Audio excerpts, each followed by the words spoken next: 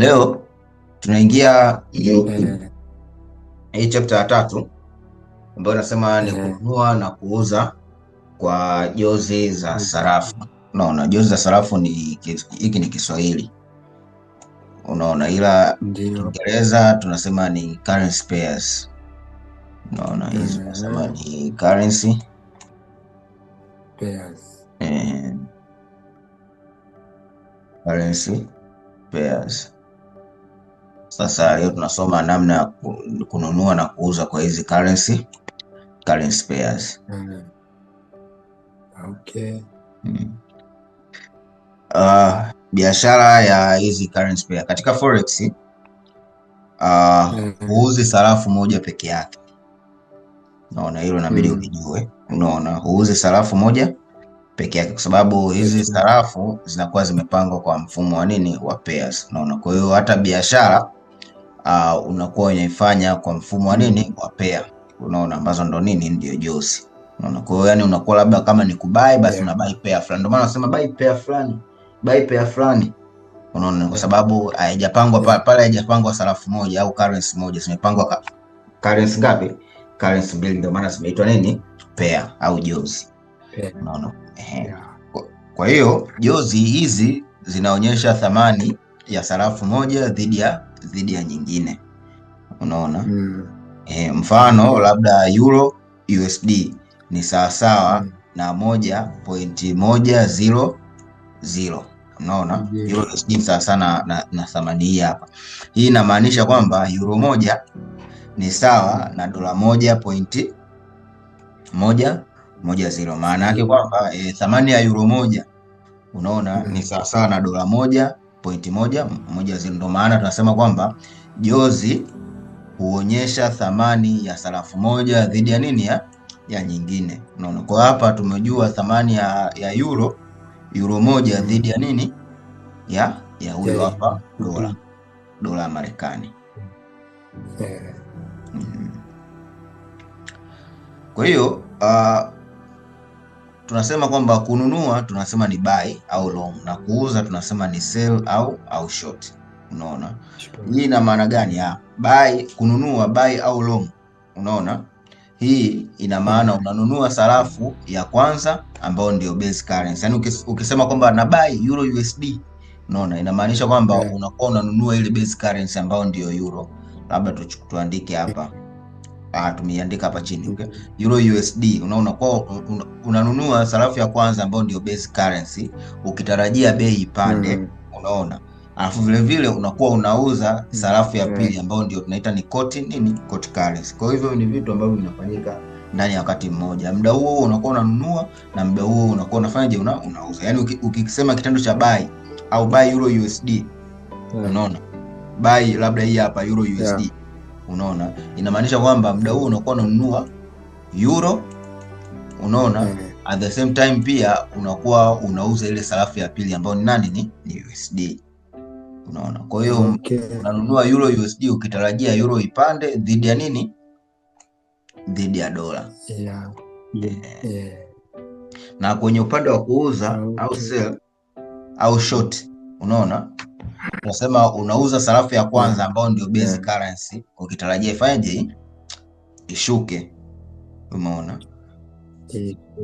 Kwa hiyo unakuwa unanunua sarafu ya pili, unauza sarafu ya kwanza huko ukiwa unanunua sarafu ya ngapi, ya pili. Tukisema sell GBP USD inamaanisha unakuwa una sell GBP, at the same time unakuwa una buy nini, USD. Ukitarajia, mfano unauza GBP USD ukitarajia pound ishuke dhidi ya nini, dhidi ya dola. Kwa sababu ile grafu, kwa sababu sisi tunachokuwa tunaangalia uelekeo wa nini, wa soko. Inamaanisha soko likiwa linashuka, likiwa hivi bearish, inamaanisha hapa tunakuwa tunafanyaje, hii action ambayo inatokea hapa inakuwa nini, ni sell. Na soko likiwa linapanda, hii action inayotokea hapa inakuwa nini, ni buy. Unaona, kwa hiyo tunavyosema kwamba buy euro USD inamaanisha unakuwa una buy euro ukiwa unategemea soko lake lifanyeje, lipande, soko la euro USD. Na tukisema sell GBP USD inakuwa inamaanisha kwamba unakuwa una sell pound ukitegemea soko la pound USD iliyo linafanyaje, linashuka. Okay. Forex hukupa uwezo wa kupata faida hata kama bei inashuka kupitia short selling. Kwa hiyo haijalishi bei ikiwa inapanda, bei ikiwa inashuka, popote pale wewe unaweza ukapata faida. Unaona, ili mradi tu kwamba soko likiwa linapanda, wewe unatakiwa ufanyaje? Ubai. Unaona, na soko likiwa linashuka, grafu ikiwa inashuka, unatakiwa ufanyaje? Useli. Okay. Ila sasa kama soko linashuka, badala ya kuseli uka buy, inamaanisha unapata nini? Hasara. Umeenda kinyume. Kwa hiyo yani soko labda liko hivi linashuka, alafu wewe unatakiwa useli soko likiwa linashuka. Sasa wewe ukao umefanyaje? Umebai, ukao umekosea, inamaanisha wewe hapa unakuwa unapata nini?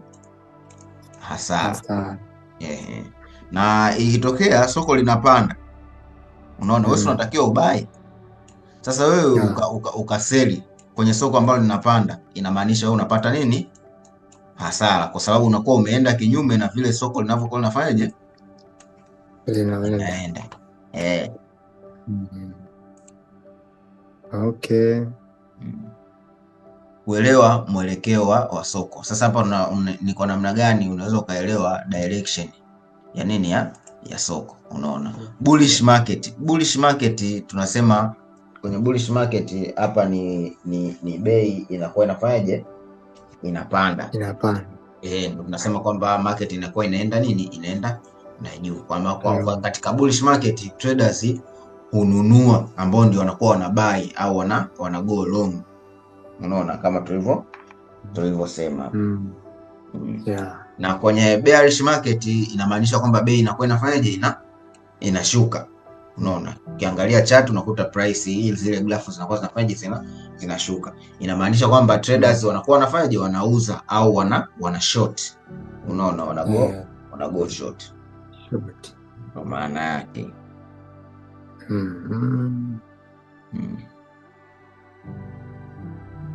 Hapo nimekuelewa. Hapo umenielewa vizuri.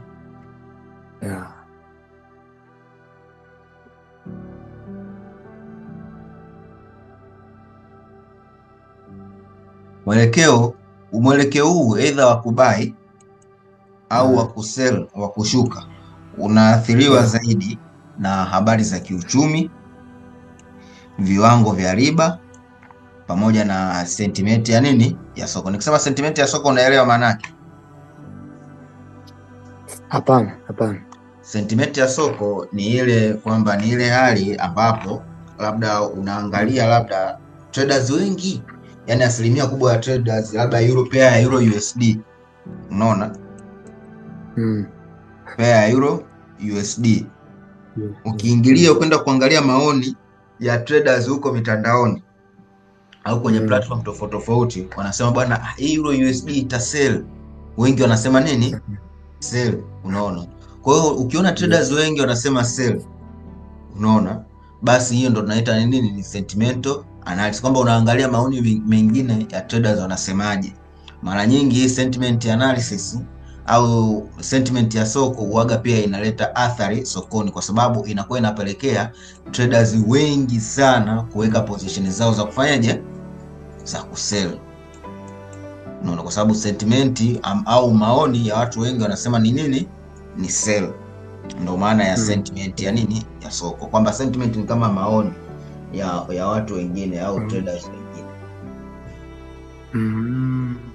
Hiyo ndio tunaita sentiment ya soko. Nafikiri niliwekea na niliyo hapa, unaweza kuangalia sentiment ya soko. Sikuiandika hapa, sio mbaya, ila hiyo ndio maana ya nini? Ya sentiment ya nini? Ya soko. Sasa kuna kitu tunakiita bid. Kuna kitu tunakiita bid, ask na nini na spread. Nafikiri jana tuligusia, tulisema bid price ni bei ambayo broker atanunua kutoka kwako. Unaona, alafu ask price ni bei ambayo broker atauza kutoka kwako. Mfano wewe una dola 100 sasa hivi, unaona, una dola 100 sasa hivi, unaona, unataka kwenda kuibadilisha benki. Ukifika benki pale utaambiwa bwana, hiyo dola yako sisi tutainunua kwa 2000 ngapi? 300. Unaona, na kama wewe ukienda benki unataka kupewa dola 100, inamaanisha kwamba sisi wale benki dola 100 watakwambia bwana, sisi tutakuuzia hiyo dola 100 yako kwa 2000 labda 450. Unaona, kwa sasa tunaashumu ile benki ndio nani? Ndio broker. Unaona, kwa hiyo sasa hii 2300 bei ambayo benki watanunua hiyo dola 100 yako, ndo tunasema hii hapa ni nini? Ni bid price. Umeona? Alafu hii 2450 bei ambayo benki watakuuzia wewe kwa dola moja, kwamba dola moja watanunua kwa shilingi 2300 na huku dola moja wataiuza kwa 2450. Kwa hiyo sasa hii 2450 ndio tunaita ni nini? Ni ask price, bei ambayo benki watakuuzia wewe. Unaona, kwa kila dola moja watauza kwa 2450, ndio tunaita ni ask price, bei ambayo broker atauza kwako. Unaona, na hii bid ni bei ambayo broker atanunua kwako. Kwa maana nyingine unasema bid price ni bei ambayo benki itanunua kutoka kwako, na ask price ni bei ambayo benki itauza kwako. Unaona, kwamba kila dola moja benki itauza kwa shilingi 2450. Kwa hiyo hapa ndio tunaita ni ask price, na kila dola moja benki itanunua kwa 2300. Hii ndio tunaita ni bid price. Umeona? Kwa hiyo sasa tofauti kati ya huyo hapa bid na ask au ask na bid ndio tunamuita nani? Spread. Spread. Spread. Kwamba ni tofauti kati ya bid na nini? Na ask, ambapo tunasema ni cost of transaction au gharama ya nini? Ya biashara. Kwa hiyo sasa, na wanavyofanya hizi haya mambo ya kuchange hela, kuuza na kununua hela, haya mabenki, faida yake ndo anaipata kwenye naniliu, kwenye hizi bid na nini na ask. Unaona, au kwenye spread. Faida ya benki kwenye kuuza pesa na kununua fedha wanaipata kwenye nini? Kwenye spread. Unaona, tofauti kati ya bid na nini na ask. Na hii ndio faida na ndio njia mojawapo ya broker ambayo anaitumia yeye kutengeneza nini? Faida. Ni moja ya njia ya broker ya kupata nini? Ya kupata faida. Broker anapata faida kupitia nini? Kupitia spread. Unaona, mfano labda Euro USD, bid yake ni hii hapa, ask yake ni hii hapa, kwamba hii ni buying price, kwamba euro moja ni sawa sawa na dola 1.1. Hii ni buying price. Unaona kwamba wananunua euro moja kwa dola ngapi? 1.1, na wanauza euro moja kwa dola 1.100 ngapi? 2. Unaona, kwa hiyo ukitafuta tofauti hapa spread unapata ngapi? Ni 2, ambao tunasema ni 2 pips. Unaona, kwa hiyo tutakuja mbeleni huko utaelewa maana ya tunavyosema pips. Pips ni nini? Tutakuja kujifunza huko mbele. Kwa hiyo hii ni mifano najaribu kukuelezea ili uelewe maana ya bid, ask pamoja na nini na spread. Tumeelewana vizuri mpaka hapo? Faida na hasara. Unaona kwamba hii pia nimetoka kuelezea hapo nyuma kwamba faida kwenye forex inategemea mwelekeo sahihi wa nini? Wa soko. Kwamba kama soko likiwa liko bullish, unaona, au lina buy au lipo long, unaona, liko hivi bullish na wewe ukabai, unaona, it means hapo utapata nini? Utatengeneza nini? Faida, kwa sababu unaenda sawa na uelekeo wa nini? Wa soko. Na kama likiwa lina sell na wewe ukasell, utatengeneza pia nini? Faida. Ila kama lina buy alafu wewe ukasell, utatengeneza nini? Hasara. Unaona? Na kama lina sell alafu wewe ukabuy, utatengeneza pia nini? Hasara. Unaona? Kwa hiyo faida inategemea na mwelekeo sahihi wa soko. Kwa hiyo kama umebuy na soko linaenda sawa sana ule upande ambao wewe unategemea liende, hapo utatengeneza nini? Faida. Unaona? Kwa hiyo faida kwenye forex inategemea pia na mwelekeo wa soko, jambo la kwanza. Jambo la pili, faida kwenye forex inategemea na ukubwa wa lot size. Lot size ambao unaitumia wewe. Je, unatumia standard lot, unatumia mini lot au micro lot? Unaona, hizi lot tutakuja kuziangalia mbele huko, ni unit ambazo zinatumika kutambua ukubwa wa faida au hasara. Unaona, au zinatumika kutambua faida utakayoitengeneza au hasara utakayoitengeneza. Ndio nini? Ndio tunaita lot. Tutakuja kuzisoma huko mbele kwenye chapter zinazofuatia. Alafu vile vile faida sokoni inategemea pia leverage ambayo unafanyaje, unatumia. Unaona, leverage tunamaanisha nini?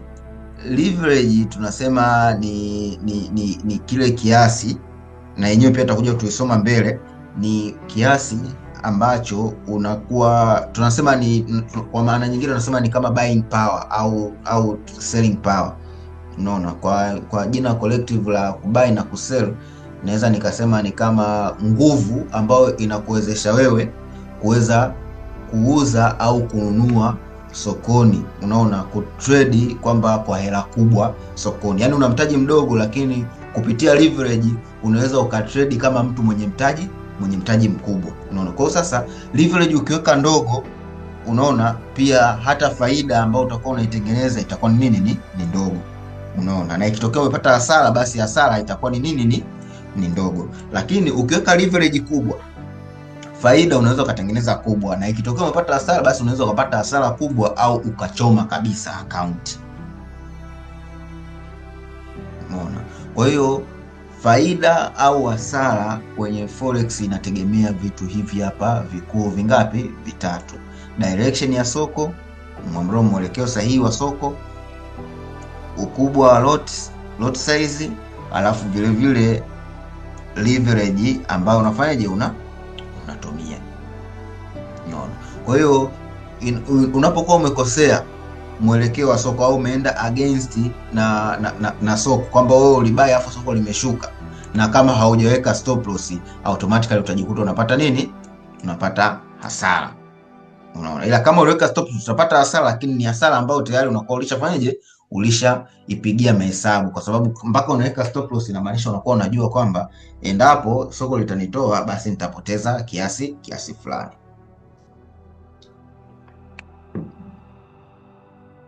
Ushauri kwamba mtaji wako hakikisha una riski, tunaita risk management. Kuna kitu tunaita namna ya kulinda hatari. Unaona, au usimamizi wa hatari, risk management, usimamizi wa hatari. Hutakiwi, unaona, kuriski sokoni au hutakiwi kuriski mtaji wako zaidi ya 3%. Unaona, mara nyingi tunasemaga kuanzia 1% mpaka ngapi? Mpaka 3 ya nini? Ya mtaji wako. Inamaanisha kwamba kama una dola 1000, unaona, una dola 1000, 1% ya dola 1000 ni kama dola 10, si ndio hivyo? 2% ni dola 20, 3% ni dola ngapi? Ni dola 30. Kwa hiyo ukiwa una trade kwa trade moja, labda kama unaingia trade ya Euro USD au GBP USD au gold, unaona kwamba kwa trade ya Euro USD risk yako inatakiwa icheze humu. Unaona kwamba ukiingia kubai, basi hiyo position yako ambayo umebai, ikitokea umepata hasara, basi hutakiwi kupata hasara ambayo itazidi dola 30 kwa huu mtaji wa shilingi ngapi? Shilingi wa dola 1000. Unaona, ambao inakuwa ni kama 3% ya mtaji wako kwa kila trade moja. Unaona, tumia risk management, usiwahi kuweka zaidi ya 2% ya mtaji wako kwenye trade moja. Unaona, mimi sasa nasema kwamba usiwahi kuweka zaidi ya 3%, yani icheze kwenye 3, 1, 2 au 3, icheze humo. Tuko pamoja mpaka hapo?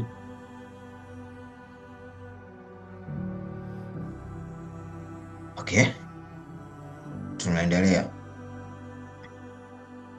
Biashara hii ya forex ni kuhusu kuchagua pea sahihi, kuelewa mwelekeo na kufanya maamuzi ya kununua au kuuza. Kama mwanafunzi unatakiwa ujifunze kutambua bullish versus bearish market. Unatakiwa ujue kwamba ili ukiingia tu kwenye chart ukiangalia, unabidi ujue kwamba hii ni bullish market au ni bearish market. Huo ni wajibu wako ambao utajifunza huko mbele kwenye upande sasa wa strategy development, namna ya kugundua kwamba bullish market ni ipi au bearish market ni ipi. Utaangalia huko mbele, lakini pia ni lazima ujue bid, ask na spread, kwa sababu hizi ndizo gharama zako za kila trade. Unaona, lazima ujue buying price yako iko wapi, labda na selling price yako iko wapi, na vitu kama hivi. Ni vitu vya msingi sana vya kujua, kuelewa spread. Ukishajua spread itakusaidia wewe kutambua ni pair gani nzuri kutrade, kwa sababu zinakuwa na spread ndogo, na ni pair gani niachane nazo kwa sababu zinakuwa na spread kubwa. Kitu kingine, hutakiwi kufanya biashara kwa hisia. Fanya kwa mpango, subira na uelewa. Tunaingia sura ya 4 ambayo inasema ukubwa wa soko na uwezo wa kuuza haraka. Kwa jina moja tunaita liquidity. Unaona, ukubwa wa soko na uwezo wa kuuza haraka, hii ndo tunaita liquidity. Sasa tuende tuangalie liquidity ni nini kwenye forex. Forex ni soko la kifedha lenye mzunguko mkubwa sana wa pesa duniani, zaidi ya dola trilioni 6. Unaona, zinakuwa zinabadilishwa kila siku, kwamba mzunguko, zile exchange ambazo zinakuwa zinafanyika kila siku ni zaidi ya dola trilioni 6 za Kimarekani, ambazo zinakuwa zinabadilishwa kila siku. Hili ni soko linalovutia washiriki wa aina mbalimbali.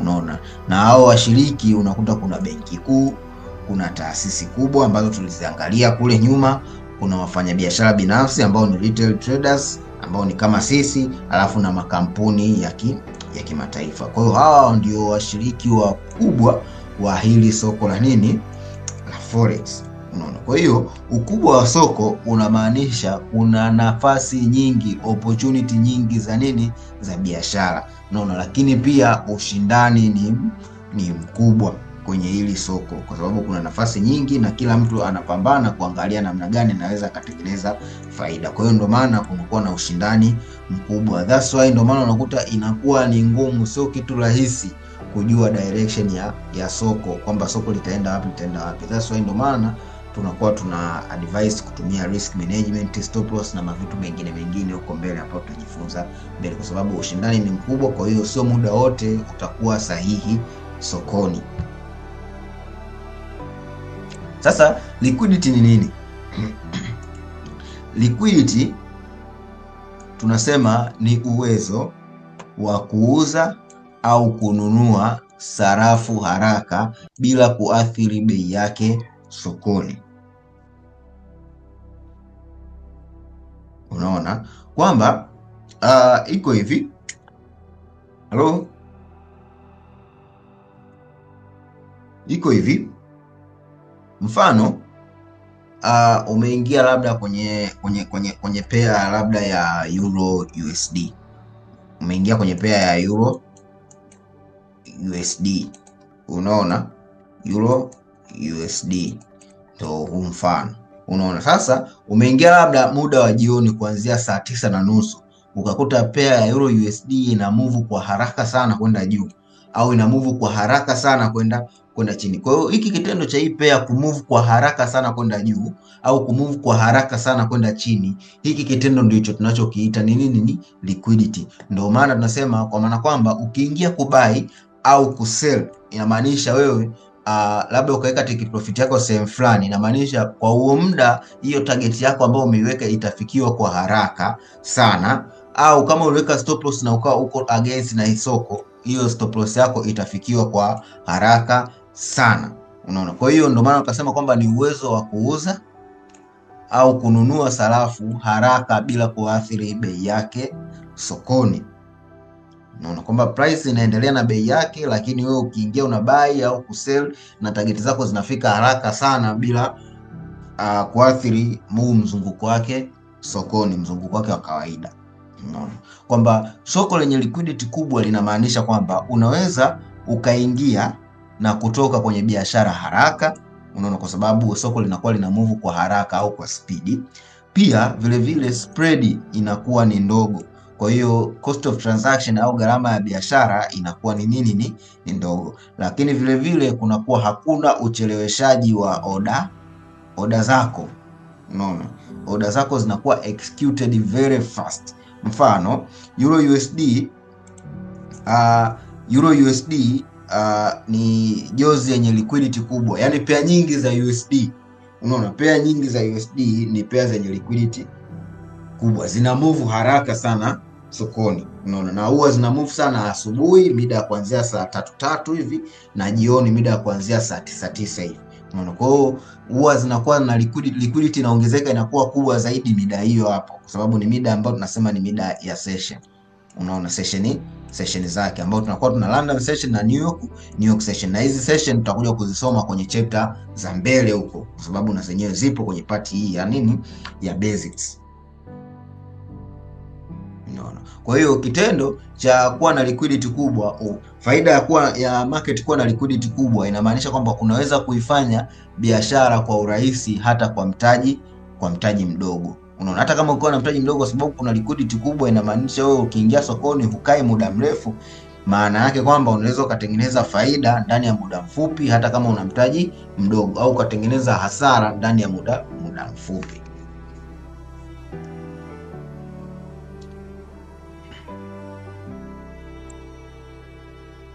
Faida za liquidity kwa trader. Unaona, liquidity ina faida gani? Kwa jinsi nilivyoongea hapo nyuma, nadhani utakuwa umeshajua liquidity ina faida gani kwa trader.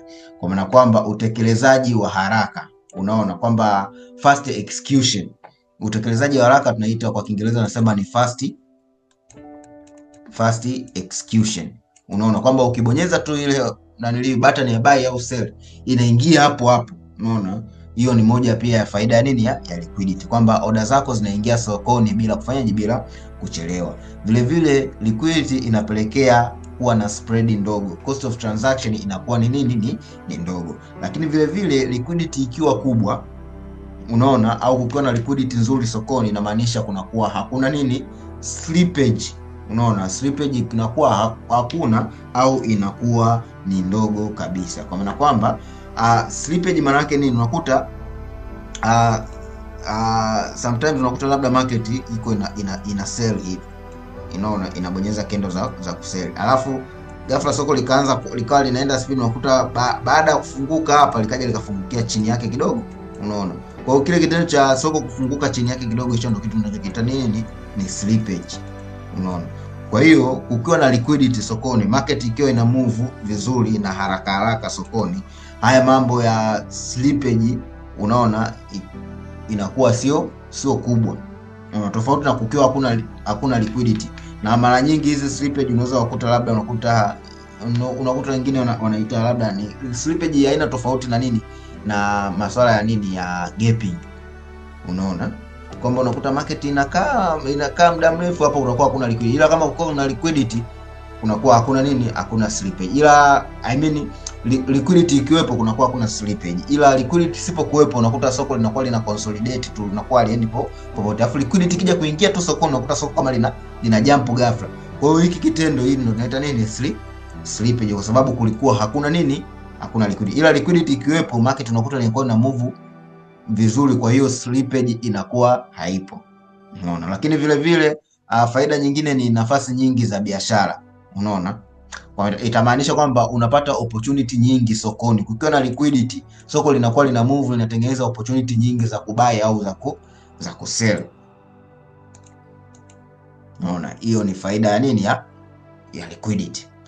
Liquidity na psychology ya trader, unaona. Liquidity kubwa inaleta uhuru wa kiakili, kwa sababu unakuwa unajua unaweza kutoka sokoni muda wowote. Inamaanisha kwamba ukiwa na liquidity kubwa, ni rahisi wewe ukaingia ukabai ndani ya muda mfupi, target yako ikawa imefikiwa, unaona, then ukawa umetoka wapi, sokoni. Au umeingia umebai, soko limesell ndani ya muda mfupi, stop loss imehit, unaendelea na maisha mengine, kwa sababu huku hakuna guarantee kwamba trade ukiingia lazima ifikie target yako au utengeneze profit, unaona.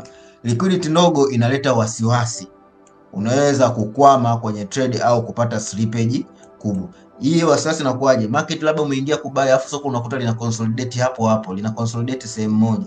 Hii mara nyingi inakuwaga inachosha na vile vile inakuwa ina create panic. Alafu ni rahisi kwa mazingira haya hapa slippage kufanyaje kutokea. Na ndio maana unakuta mara nyingi labda kwa sababu katikati ya weekend kunakuwaga hakuna soko linakuwa limefungwa, inamaanisha liquidity kunakuwa hamna soko, na ndio maana unakuta mara nyingi soko likifunguka Jumatatu au ile Jumapili usiku unafunguka na nini na gap.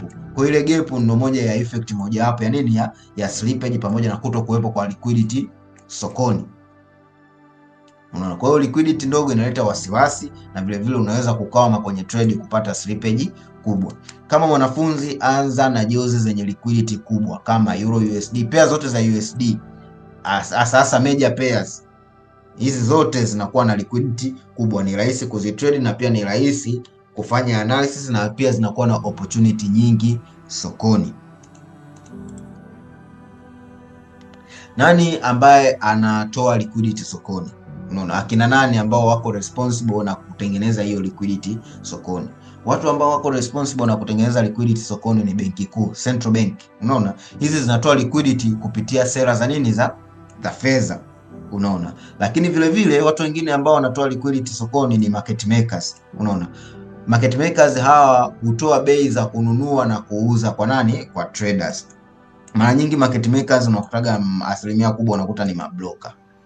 Unaona, brokers hawa ni market makers au watu wenye impact kubwa sana nchini. Mfano labda rais wa Marekani. Yule rais wa Marekani unaweza ukasema ni market maker kwa sababu